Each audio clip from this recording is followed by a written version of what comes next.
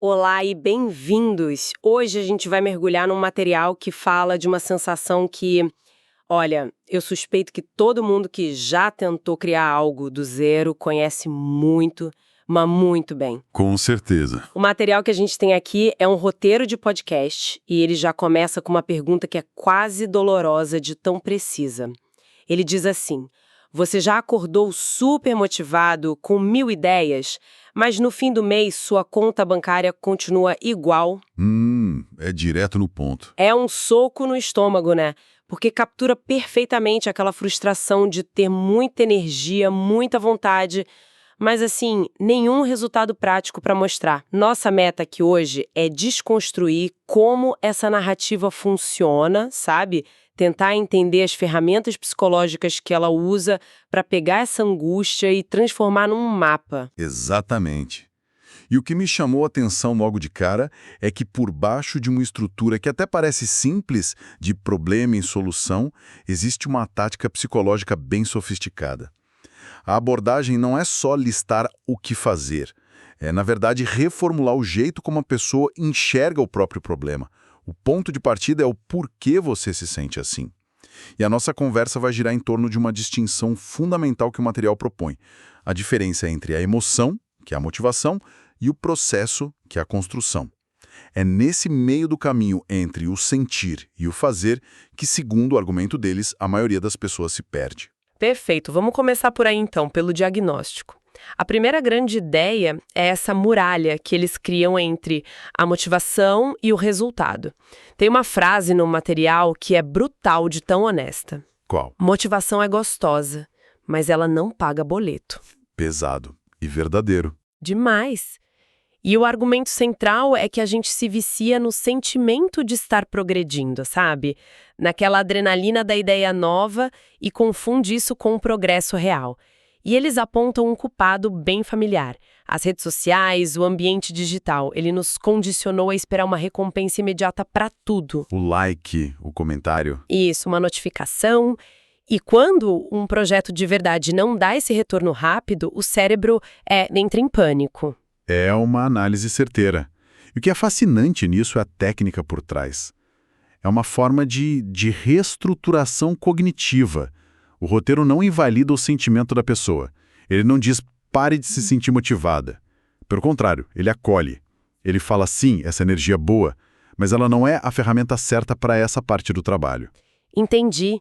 Ele separa as coisas. Justamente, em vez de culpar a pessoa por falta de disciplina, ele desloca o problema para a expectativa. A falha não está na sua vontade, está em esperar um retorno que o mundo real não entrega no mesmo ritmo do digital. E ao mencionar a dopamina, eles dão um nome quase clínico para essa ansiedade. A construção da base, aquele trabalho invisível, não libera picos de dopamina. É repetitivo, incerto, é por isso que é tão difícil. Gostei dessa ideia de deserto de validação. É exatamente isso.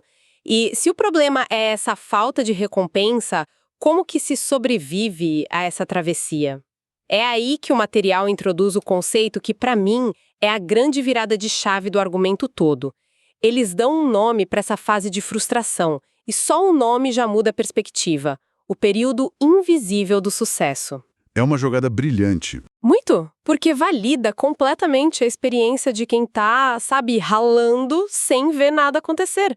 Os exemplos que eles usam são muito concretos. Um canal de YouTube com poucas views, uma conta no Instagram que não cresce. Coisas que todo mundo que começa já sentiu. Exato! A mensagem é, por fora, parece que nada está acontecendo, mas por dentro, nos bastidores, o processo mais importante está rolando. Você está aprendendo, testando, errando, ajustando, você está construindo a fundação. E a analogia que eles usam é simples e poderosa.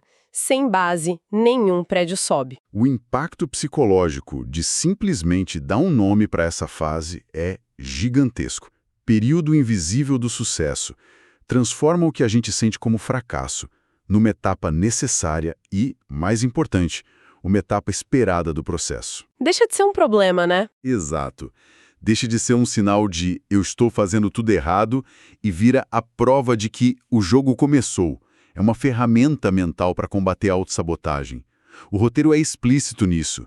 Ele identifica aquela voz interna que tenta nos proteger do desconforto. Aquela que fica sussurrando, para com isso, não está funcionando. Você só vai se machucar. Isso.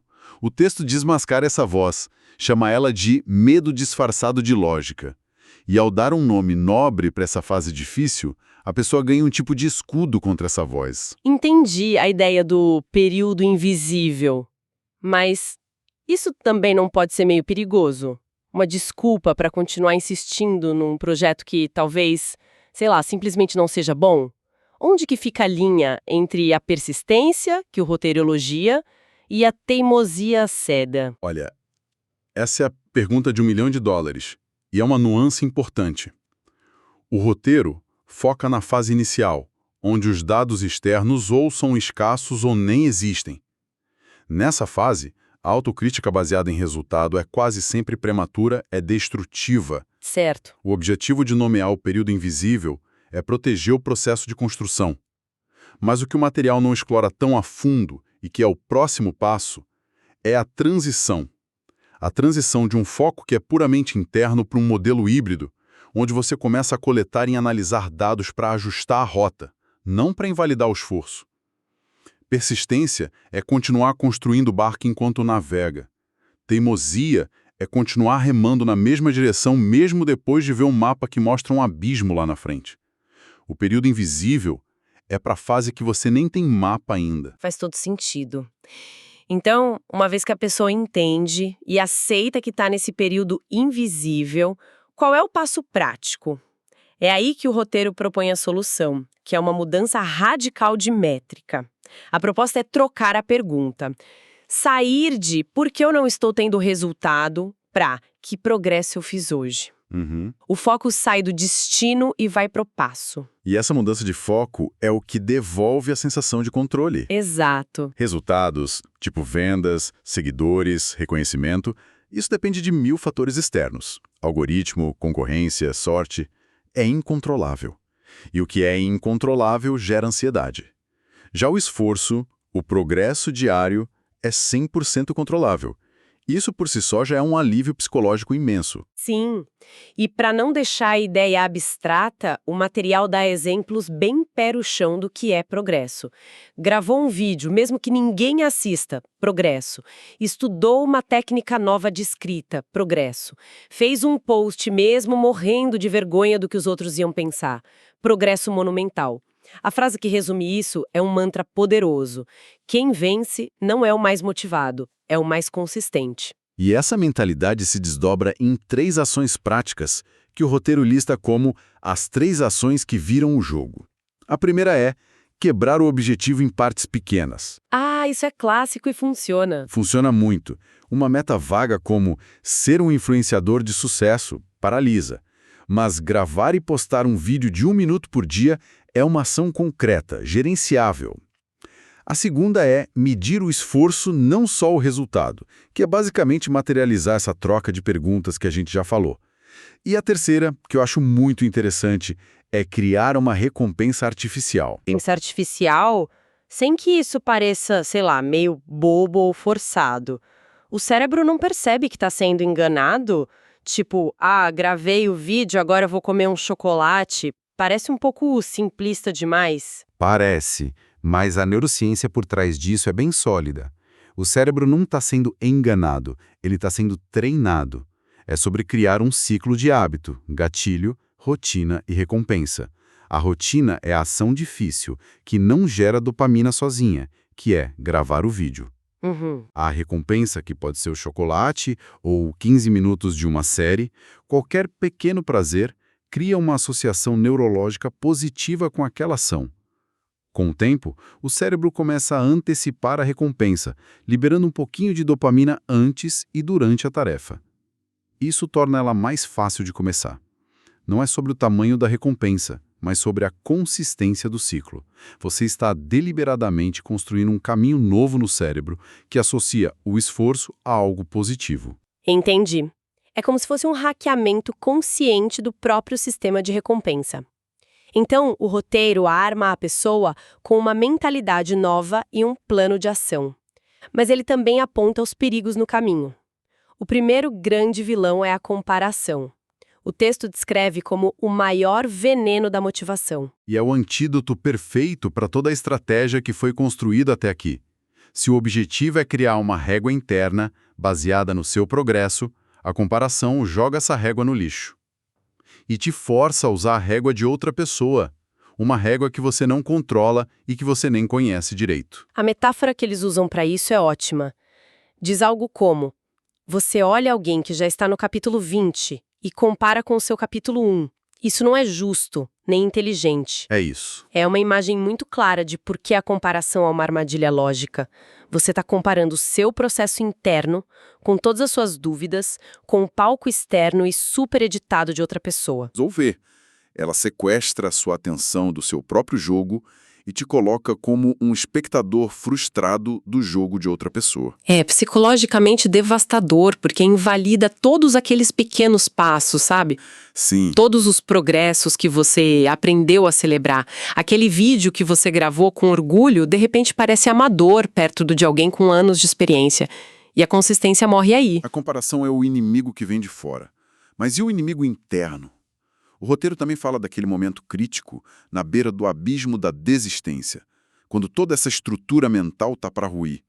Aquele dia que você pensa, chega, não aguento mais. Sim, e a abordagem aqui é de uma clareza brutal. O texto não oferece uma frase motivacional vazia. Ele apresenta o que chama de verdade crua. Um argumento lógico binário. A frase é: se você desistir agora, vai continuar exatamente onde está. Amanhã, semana que vem, ano que vem. Se você continuar, vai estar mais perto do que hoje. É quase matemático. Não tem promessa de sucesso. Só uma garantia de movimento. E essa é a força do argumento. Remove a fantasia e a emoção da equação e apresenta uma escolha simples: estagnação ou movimento. Para um cérebro cansado, pronto para desistir, essa simplicidade é poderosa. A desistência é apresentada não como um alívio, mas como uma sentença de estagnação. E a continuidade, mesmo que dolorosa e sem garantia de vitória, é, por definição, um avanço.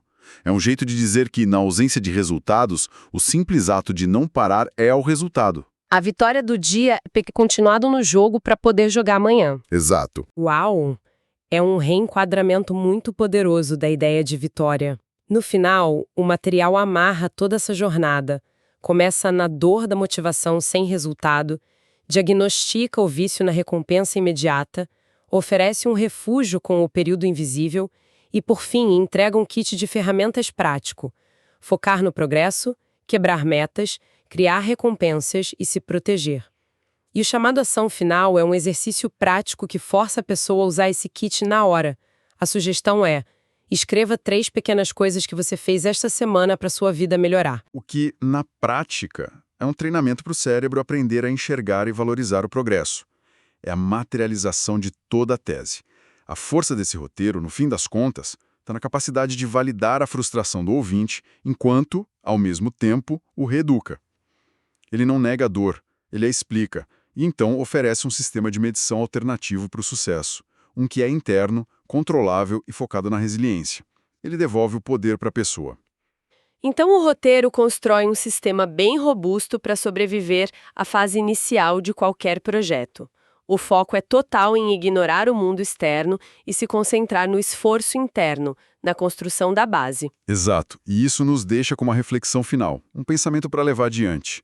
A estratégia de ignorar os resultados externos é crucial para não desmotivar no começo, mas ela não pode ser uma estratégia para sempre. Certo. Então, a questão que fica é: quando, em que ponto da jornada a análise de dados e resultados externos deixa de ser veneno e se torna remédio? Como saber o momento de fazer a transição de medir o esforço para medir o impacto? Encontrar esse equilíbrio delicado entre a consistência disciplinada, que te faz atravessar o deserto, e a adaptação inteligente, baseada no feedback do mundo real, talvez seja um verdadeiro segredo para não só começar, mas também para chegar em algum lugar.